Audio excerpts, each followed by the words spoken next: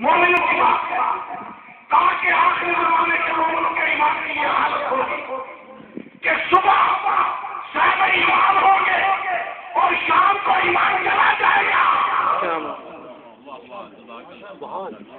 صبح صاحب ایمان ہوں گے اور جب شام ہوگی تو ایمان چلا جائے گا. اس کی تشبیہ دیتے ہیں حدیث کے اندر روایت کے اندر ہے. اس کی مثال اس طرح ہے کہ جیسے انسان سرما آنکھوں میں ڈال کے سو جائے, صبح اٹھے تو آنکھوں سے سرما غائب ہوتا ہے, نہ جانے کب چلا گیا,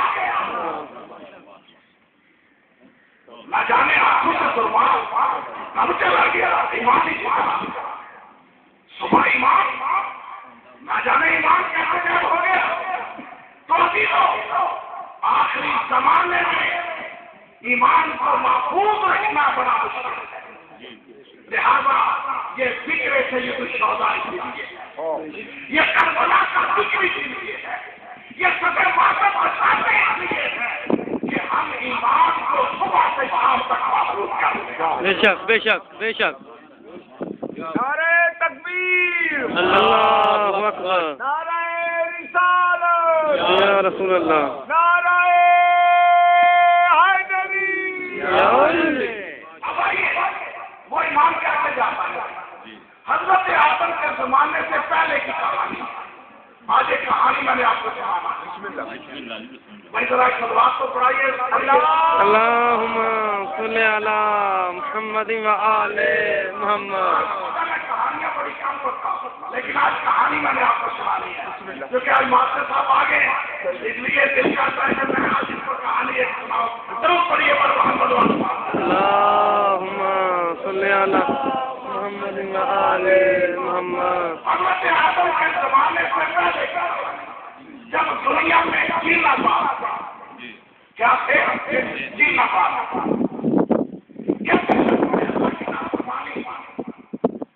تو اللہ نے جنوں پر عذاب نازل کیا.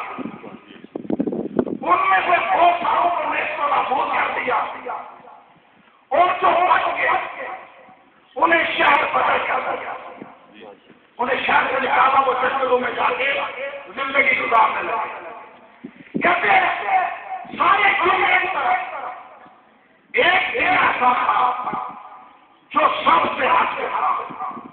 یہ سارے اللہ کے نافرمان تھے, وہ اللہ کا فرما بردار تھا, وہ اکیلا تھا, ان سب سے بچا گیا. میں کیا جملہ کہہ رہا ہوں, یہ اکیلا تھا, سب سے بچا گیا. پیغام کربلا یہی ہے کہ یہ نہ دیکھو کہ اکیلے ہو. کیا بات, کیا بات, کیا بات, کیا بات. یہ نہ دیکھو کہ اکیلے ہو, دیکھو کہ حق کس طرف ہے. بے شک ماشاءاللہ ماشاءاللہ. دیکھو کہ حق کس طرف ہے. آج ہمارے معاشرے کی مصیبت ہے. آپ سب دن تو میرے آگے ٹی وی کر رہے ہیں, میں کاروبار کو جانتا ہوں. جب تک محرم گزرتی ہے نا, آپ کی مجلسوں کو اگر دیکھا جائے تو اس میں پتہ چل جاتا ہے کہ آپ کتنے جو ہے مدرسوں سے اثر کرتے ہیں. ضرور پڑھیے پر محمد اللہم صلی علی محمد و آل محمد. وہ ایک اکیلا, یہ سارے دن ایک طرف کہتے ہیں. ایک دفعہ فرشتہ نے کہتا ہے کہ میں نے پہلے آسمان پر اللہ کا ایک نوٹس لگا ہوا تھا کہ مخلوق میں میرا بندہ بڑا مقدس ہوگا, بڑا عبادت گزار ہوگا, لیکن وہ میرے عذاب میں گرفتار ہو جائے گا. وہ میرے عذاب میں گرفتار ہو جائے گا. کہتے جب اس فرشتے نے دیکھا اس کا بدن کانپ رہا.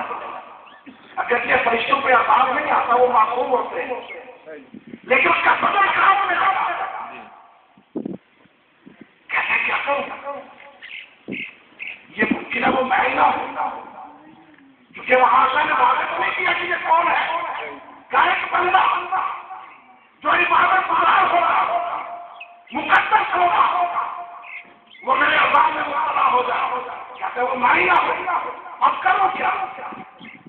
اللہ سے دعا مانگو کہ اعتراض سے بچ جاؤ، لیکن میں کیسے مانگوں؟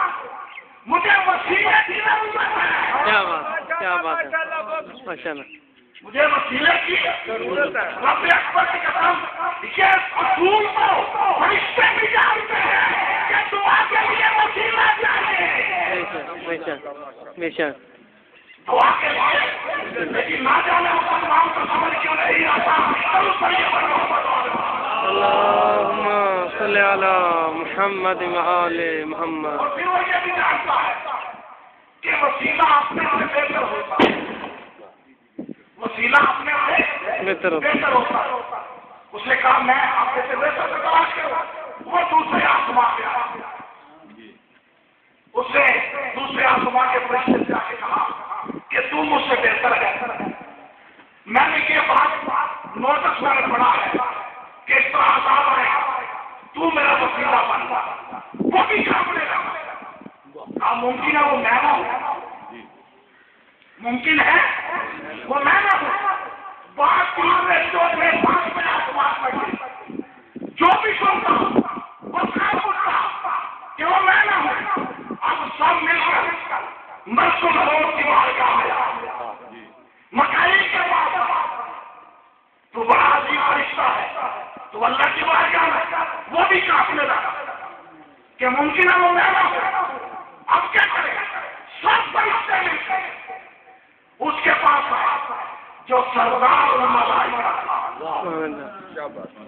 جو ملائکہ کا سردار تھا، جبرائیل کی بارگاہ میں، جبرائیل کی بارگاہ میں، جبرائیل کی بارگاہ، جبرائیل بھی کام ممکن ہے وہ میں نہ ہوں، ممکن ہے وہ میں ہی ہوں جس میں عذاب آ جائے۔ اب کیا کرے بھائی؟ کس کے پاس چلے؟ میں تو اس قابل نہیں ہوں کہ اللہ سے دعا کروں، مجھ سے کوئی بہتر ہے۔ کہا ہاں، میرے پڑوس میں ایک مقدس رہتا ہے جو اللہ کا بڑا مقدس ہے، بڑا عبادت ہے، اس کا نام عزازیل ہے، وہ جن ہے، عزازیل ہے۔ چلو اس کے پاس چلتے ہیں، اس کے پاس میں عزازیل کا مسئلہ بتایا، اس نے دعا کے لیے ہاتھ بلا دیا، کہا میرے اللہ یہ تیرے فرشتے تیرے عذاب کے ساتھ سے کام ہوئے ہیں، یہ تیرے فرشتے تیرے عذاب کے ساتھ سے کام رہے ہیں، انہیں بچا لے۔ اللہ نے دعا کو قبول کر لیا، اللہ نے دعا کو قبول کر لیا، عذاب کو رہا۔ ہمیں آپ سے ایک سوال کرنا ہے، کیا اللہ نے اپنے فیصلے کو بدل لیا؟ کیا اللہ نے اپنے فیصلے کو بدل لیا؟ بدلا نہیں، اللہ کا کام ہوا، لیکن کیسے؟ فرشتے تو بچ گئے، یہ کس نے دعا مانگی؟ یہ کس نے دعا مانگی؟ یہ عذاب مبتلا ہو گیا، کیسے ہوا؟ کیوں کہ اس نے یہ سمجھ لیا کہ کائنات میں مجھ سے بڑا تجھے اللہ کے قریب نہیں ہے۔ کیا بات، کیا بات، مجھ سے بڑا کوئی اللہ کے قریب نہیں ہے، لہذا اللہ مجھ پر عذاب نہیں کر سکتا۔ یہ خوش ہے کہ اللہ مجھے عذاب نہیں دے سکتا۔ اب میں جملہ کرنے جا رہا ہوں کہ آج ہمارے اندر بھی یہ فکر ہے کہ عذابدار کو عذاب کب ملے گا،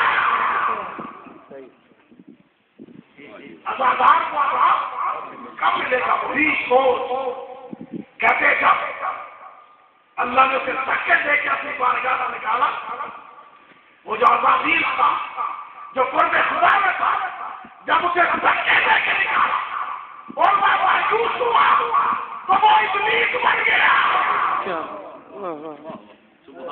کیا بات، وہ عزازیل جو دھکے دے کے جب بارگاہ سے نکلا تو ابلیس بنا۔ ابلیس کے معنی ہے مایوس ہوا، ابلیس کے معنی ہے مایوس ہوا۔ اور جب اس نے چھپ چھپ کے مومنوں پہ حملے کیے تو اس کا نام شیطان پڑ گیا۔